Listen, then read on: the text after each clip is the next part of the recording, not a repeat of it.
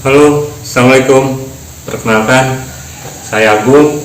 Saya adalah pengrajin kulit, terutama jaket kulit seperti ini, dan beberapa produk kulit lainnya seperti tas, dompet, dan lain-lain. Di video ini saya ingin sharing pengalaman saya bagaimana saya menjual produk saya ke luar negeri atau mendapatkan customer dari luar negeri. Seperti ini, saya baru selesai mengerjakan pesanan dari orang US, orang Amerika.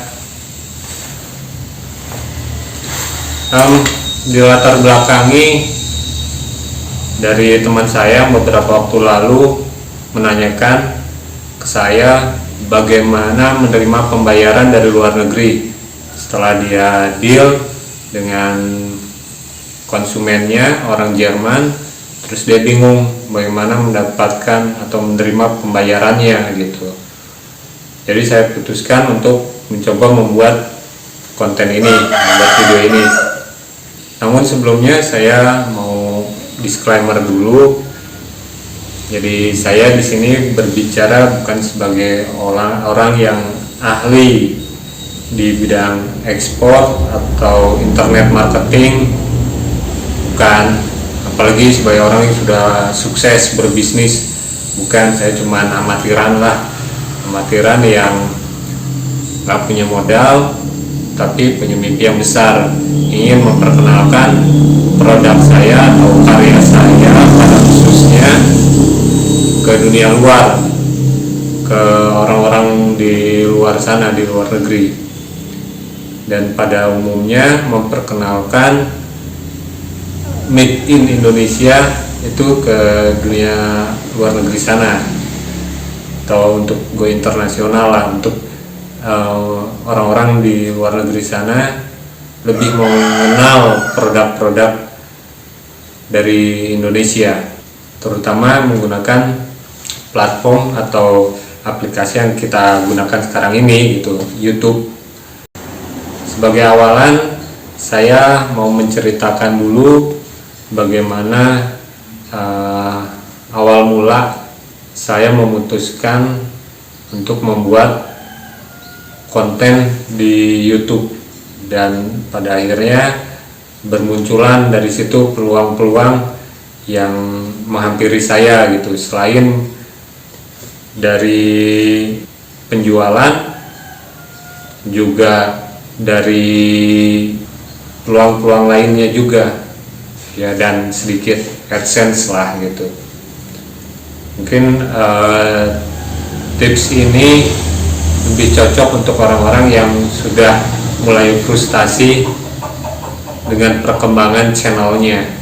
Mungkin ini jadi salah satu opsi untuk sebagai income tambahan lah di luar AdSense, atau mungkin menjadi prioritas selain AdSense. Jadi bisnis yang saya geluti sekarang ini adalah bisnis keluarga. Tadinya orang tua saya yang menjalani, bapak saya. Sebelumnya bapak saya itu jadi supplier ke toko-toko yang ada di sebagian besar ada di Jawa Tengah lah. Menawarkan ke toko-toko, terus akhirnya supply barang ini, jaket kulit, ambil dari Garut. Setelah saya yang handle, lama kelamaan saya mengalami kendala karena persaingan semakin ketat. Yang namanya supplier atau grosir itu masuk ke grosir, siapa yang murah, terutama yang murah ya. Kalau kualitas kadang nomor 2, nomor satunya itu murah. Siapa yang paling murah itu yang paling banyak pelanggan. Itu bertolak belakang dengan prinsip saya sendiri. Saya inginnya kualitas gitu. Saya ingin membuat produk yang berkualitas. Jadi di satu sisi ingin menaikkan kualitas produk saya, tapi di sisi lain tantangan saya adalah untuk bersaing dengan harga di pasar. Saya mengalami kesulitan di situ. Akhirnya saya putuskan untuk mengalihkan pasar saya yang tadinya ke grosir, ke toko-toko, saya alihkan langsung ke user, langsung ke konsumen market saya. Jadi saya yang tadinya ke toko-toko, saya mulai mencoba masuk ke kantor-kantor, ke instansi, ke BUMN gitu, instansi pemerintahan, mulai dari bank, terutama untuk orang-orang marketingnya, untuk orang-orang debt collector, kolektor gitu. Mereka kan sering ada di jalan, mereka sangat membutuhkan sekali jaket kulit untuk safety mereka gitu, agar lebih tahan lah, kalau apalagi yang pakai motor gitu, biar mereka lebih safety, aman dari angin, juga lebih aman saat terjadi kecelakaan gitu dengan memakai jaket kulit ini. Jadi saya coba masuk bekerja sama dengan koperasinya, mulai dari bank-bank, BRI dulu, Danamon, itu di sekitar tahun 2009-2010, saya 2011 lah sampai 2011an saya bekerja sama dengan koperasinya. Terus itu berjalan dari mulai BRI dulu, kepolisian, ke polsek, kalau ke BRI itu ke unit-unit BRI, Danamon dulu masih ada Danamon yang mikro, BTPN, Mega, banyak lah dulu. Itu berjalan lancar, tapi sering waktu kembali persaingan harga, semakin banyak kompetitor dan persaingan harga pun semakin tidak sehat. Lalu di tahun 2011-2012an saya mulai mencoba untuk berjualan, menggeser fokus saya, market saya di online, mulai membuat website, mulai menggunakan sosial media dulu tuh untuk meraih pasar saya. Tapi kembali lagi, kompetitor semakin banyak, persaingan harga semakin tidak sehat, dan persaingan di internet marketing pun, terutama ya online lah, jual beli online itu semakin tidak sehat. Kadang pada saat itu mereka mengambil foto dari website luar, mereka comot, mereka masukkan ke website mereka atau di sosmednya mereka dengan harga yang murah gitu. Padahal itu bukan produk mereka, bukan buatannya mereka, bukan karyanya mereka. Apa yang ada di website mereka atau di galeri sosial media mereka, apa yang mereka tawarkan itu berbeda akhirnya dengan apa yang mereka kirim selanjutnya. Jadi dengan kualitas yang rendah, mereka kasih itu untuk konsumen mereka. Jadi seringkali saya menerima muntahan dari orang-orang yang membeli secara online. Sebetulnya di gambarnya bagus, bilangnya kulit, ternyata imitasi, ternyata itu Oscar atau kulit tapi dengan kualitas yang rendah. Terkadang ukurannya tidak sama, ya banyaklah ketidaksesuaian antara apa yang mereka iklankan dengan barang yang mereka terima. Akhirnya saya mulai mundur sedikit-sedikit dari situ, karena ya memang jaket kulit itu, produk kulit, terutama jaket kulit itu berbeda dengan produk fashion lainnya seperti kain gitu. Kalau di kaos itu udah jelas ukurannya, XML nya itu udah jelas, dan bahan combat seperti apa, kardet seperti apa, udah jelas lah. Kualitas sablonnya seperti apa udah kelihatan lah. Kita sudah, misalnya saya sebagai konsumen, saya sudah bisa memperkirakan nanti hasil yang saya dapatkan seperti apa. Biasanya nggak beda jauh, walaupun tetap terkadang ada juga yang miss juga ya. Kalau jaket kulit itu beda sekali. Apa yang dipesan terkadang beda dengan apa yang dikirimkan biasanya, karena unik kalau jaket kulit itu. Dari mulai bahannya sampai size sampai aksesoris semuanya itu butuh, akan lebih baik kalau orangnya tuh lihat langsung gitu. Akhirnya saya mulai agak mundur sedikit-sedikit dari situ. Singkat kata, saya bangkrut. Saya bingung untuk melanjutkan usaha saya, bisnis saya. Akhirnya saya coba nekat membuat konten di YouTube. Sebetulnya saya ini orangnya pemalu, saya canggung juga kalau berhadapan dengan kamera, direkam seperti ini. Cuman saya nekat aja karena saya juga ya kepepet, harus punya penghasilan. Jadi saya mencoba untuk membuat konten di YouTube, ingin mempromosikan produk saya gitu.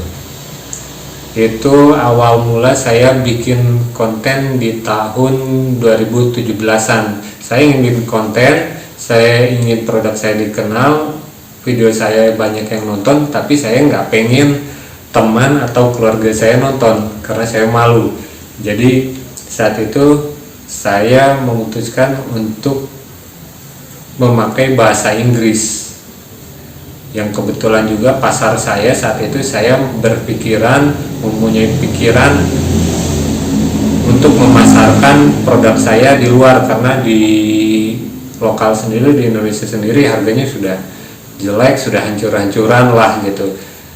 Sedangkan berkaca dari pengalaman, dari beberapa testimoni konsumen-konsumen saya pada saat itu, yang beberapa dari mereka biasa berbelanja atau mereka sudah pernah tinggal di luar negeri, mereka membeli produk di luar negeri, katanya produk saya nggak kalah loh sama buatan luar negeri, walaupun sebenarnya di situ saya berpikiran mereka paling lip service aja lah gitu, di depan saya aja mereka bilang seperti itu gitu, hanya biar bikin saya seneng lah gitu. Bagaimana mungkin kan, produk luar kan udah jelas bagus, saya bilang seperti itu ke mereka, dengan kualitas bahan yang lebih bagus, skill dari pekerjanya juga jauh lebih bagus, dengan equipment, alat-alat, mesin yang lebih canggih gitu, pasti buatan mereka lebih bagus gitu. Tapi mereka bilang serius, ini tuh produk Mas Agung itu nggak kalah sama produk luar, dan bahkan ada yang beli produk saya dibawa ke Singapura setelah saudaranya yang di Singapura melihat brand saya. Kebetulan brand saya memakai Volcano dengan bahasa Inggris gitu, Volcano leather. Mereka sama sekali nggak menyangka atau nggak percaya kalau jaket yang saudaranya yang dari Indonesia itu bawa itu dari buatan Indonesia, pasti ini buatan luar gitu. Ada yang bercerita seperti itu. Jadi saya mulai agak pede lah untuk membuat atau mencoba memasarkan ke luar negeri. Selain itu, saya punya pikiran kalau hanya di Indonesia, market kita terbatas dengan kompetitor yang ya banyak gitu. Apa salahnya kalau saya mencoba market yang lebih luas? Kalau saya di kolam kemungkinan mendapatkan ikan itu dengan banyak pesaing yang sama-sama mancing di kolam yang sama, itu kan sudah terukur lah segitu gitu, dan kemungkinan saya untuk mendapatkan ikannya. Tapi dengan memperluas, saya pergi ke lautan lepas, walaupun banyak kompetitor tapi banyak pula ikan yang ada di sana gitu. Saya berpikiran seperti itu. Selain itu, di pikiran saya saat itu harga dari produk-produk di luar, jaket kulit di luar, dari obrolan-obrolan saya dengan beberapa konsumen saya yang mereka berbelanja jaket kulit di luar, harganya fantastis gitu. Ada teman ya bisa dibilang teman saya atau konsumen saya yang dia membeli jaket kulit di Dubai, katanya dia beli 25 juta. Wow banget gitu. Itu kalau beli jaket saya bisa beli 20 biji itu gitu di saat itu. Itu wah, akhirnya saya ya memutuskan untuk mencoba membuat konten di YouTube. Karena target saya orang luar, otomatis saya harus menggunakan bahasa Inggris di saat itu. Dan saya pikir agar lebih bisa dipercayai, agar orang luar lebih trust ke saya, trustnya terbangun, otomatis saya harus ngomong langsung menggunakan bahasa Inggris, tidak atau jangan memakai Google untuk sulis suaranya gitu. Jadi saya mencoba nekat juga. Sebenarnya bahasa Inggris saya pas-pasan, nilai akademis saya bahasa Inggris pun ya pas-pasan lah gitu. Tapi karena ya kepepet, akhirnya saya mencoba untuk membuat skrip menggunakan bahasa Inggris. Saya bikin dulu pakai bahasa Indonesia, terus saya coba translate pakai Google Translate. Setelah itu saya cek grammarnya pakai Google manual gitu, coba saya cari kata-katanya pas apa enggak gitu, dengan beberapa artikel yang ada di Google gitu, kata itu, kalimat itu tuh betul apa enggak secara grammarnya. Karena kalau kita pasang skrip langsung di translate pasti kan nggak pas, nggak enak gitu, atau belum tentu pas secara grammarnya itu. Lumayan lah gitu, butuh waktu juga untuk itu, tapi ya nggak masalah lah gitu. Karena target saya ingin saya bisa berbicara gitu seolah-olah lancar, atau seolah bisa berbahasa Inggris gitu. Di situ saya mulai coba berbicara menggunakan bahasa Inggris, sampai beberapa kali take, salah saya ulangi lagi, salah lagi saya ulangi lagi gitu. Dan pada akhirnya saya bisa membuat satu video di situ.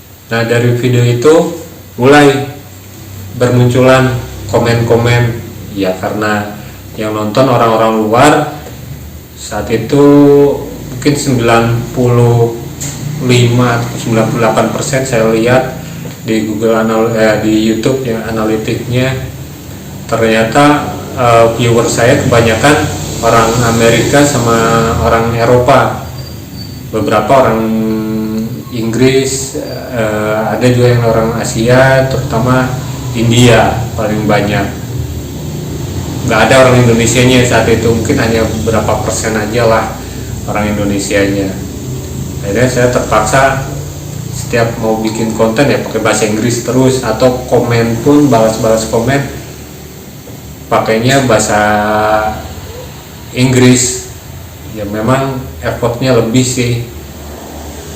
Di saat mau bikin konten, mau balas komen-komen juga seperti mau ujian bahasa Inggris buat saya gitu, karena saya harus betul-betul membalasnya pas, bisa dimengerti sama komentatornya gitu, yang memberikan komen ke saya. Dari situ mulai banyak orang yang kirim email, yang WhatsApp saya, dulu masih ada BBM ke saya. mulai banyak bermunculan peluang-peluang yang menghampiri, mulai dari buyer yang ingin membeli karya saya, yang ingin belajar cara membuat jaket kulit. Akhirnya saya bisa bikin kelas online juga. Yang ingin bekerja sama jadi dropshipper, ada juga yang menawari saya untuk bekerja. Dulu ada orang Kanada menawari saya untuk kerja dengan dia di Kanada, tapi terkendala dengan visa. Saya gak punya modal untuk membuat visanya, padahal untuk akomodasi semuanya mereka siap handle semuanya. Akhirnya batal. Ada pula dari Jerman, dulu ada orang yang menawari saya dari Jerman. Dia itu salah seorang mungkin petingginya lah di Mercedes-Benz, Maybach. Sebetulnya Maybach punya produk, salah satunya merchandise-nya itu beberapa barang mewah dari kulit, terutama jaket kulit dan beberapa aksesoris kulit, ada tas dan lain-lain. Gagal karena kurangnya pengalaman saya untuk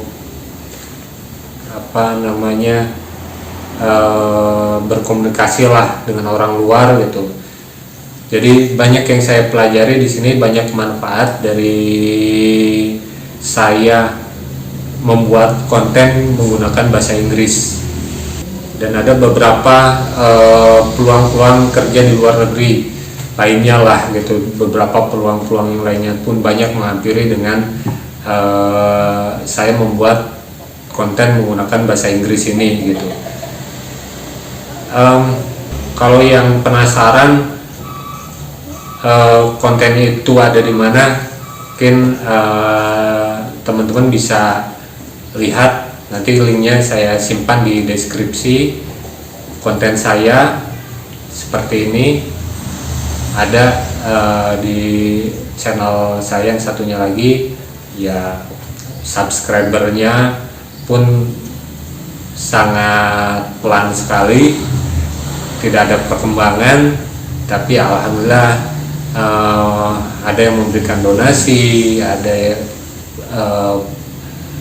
terjadi transaksi pengiriman barang atau produk saya dari jasa saya. Akhirnya saya bikin kelas online. Banyaklah peluang-peluang lainnya dengan saya membuat konten menggunakan bahasa Inggris. Mungkin takut videonya terlalu panjang, jadi saya sementara itulah menceritakan latar belakang saya aja lah, membuat konten atau peluang dari membuat konten menggunakan bahasa Inggris lah. Peluangnya sangat besar sekali, terutama untuk memasarkan bagi teman-teman yang memiliki produk, memasarkan produknya, atau memiliki skill memasarkan jasanya gitu ke luar negeri untuk go internasional. Di sini saya hanya sekedar sharing saja, atau setidaknya encourage lah, saling menyemangati lah. Mungkin kalau teman-teman yang tertarik juga bisa silahkan komen-komen juga di video saya ini. Syukur terbentuk komunitas gitu untuk orang-orang yang seperti saya, orang-orang yang amatir, yang nggak punya modal tapi punya kemauan untuk memasarkan produknya di luar negeri. Mungkin saya pun nanti belajar banyak dari teman-teman yang lebih berpengalaman. Silahkan komen di video saya ini. Semoga ya pengalaman saya bermanfaat. Kalau video ini banyak yang menonton, banyak yang menyukai, saya berlanjut ke pengalaman-pengalaman saya yang lainnya, mulai bagaimana menghadapi customer dari luar yang berbeda bahasa, beda budaya juga, kita jagolah untuk bernegosiasi, menawarkan produk kita menggunakan budaya atau bahasa kita. Tapi belum tentu di saat kita menawarkan produk kita ke orang luar yang budayanya beda gitu. Ada beberapa contoh lucu saya dengan budaya saya, dengan bahasa saya Indonesia ini gitu, menawarkan produk saya yang akhirnya gagal gitu, karena saya nggak tahu bagaimana cara yang tepat untuk menawarkan produk saya menggunakan bahasa Inggris atau beradaptasi dengan budaya mereka gitu, karena masing-masing negara punya budaya masing-masing dan bahasa Inggris mereka pun sesuai dengan negara mereka masing-masing gitu.